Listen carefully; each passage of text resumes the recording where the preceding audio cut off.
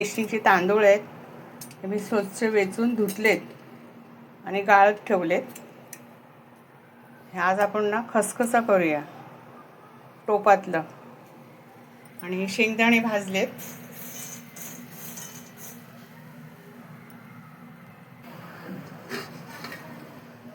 आता हे थोडे थोडे तांदूळ भाजून घेऊया. थोडे ओलेच आहेत, भाजले का ते सुकणार.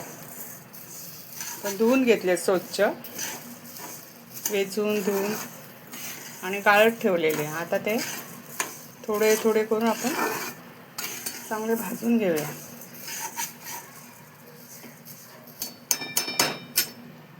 त्याला रवा लावून घेतला तांदळाचा, एवढा बारीक करायचा.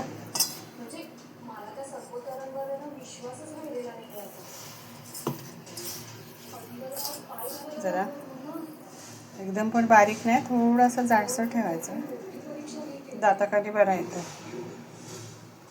3 पेले प्रमाण ठेवले परफेक्ट. पाणी उकळलं का आपण तो रवा टाकूया त्याच्यात. ते जरा आता अर्ध शिजलं, त्याच्यात गूळ घालूया.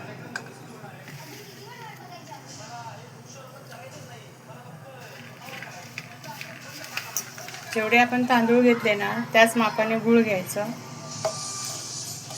आणि खोबऱ्याचं 1 वळस खोबऱ्याचं वाटप केलंय, त्याच्यात हळद टाकूया. थोडं मीठ घालूया. आता खोबऱ्याचं वाटप घालूया. हळद घातलेलं चांगलं ढवळून घेऊया.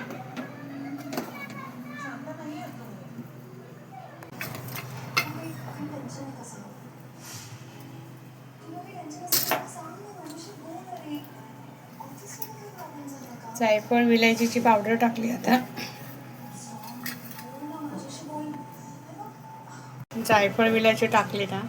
आता हे शेंगदाणे जास्त बारीक नाही करायचे, जास्त जाडही नाही, भरडायचे थोडे. एक एक दाणा असा आला पाहिजे. आता हे आपण ढवळून घेऊया चांगलं.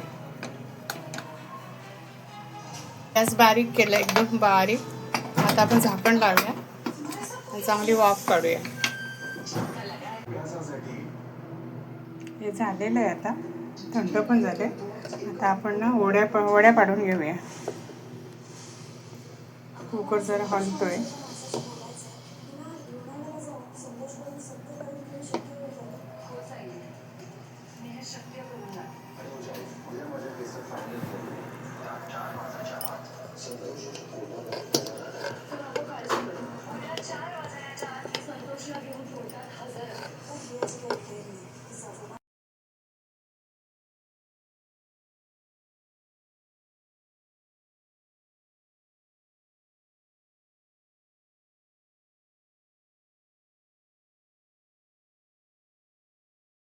रेशनिंगचे तांदूळ आहेत, हे मी स्वच्छ वेचून धुतलेत आणि गाळत ठेवलेत.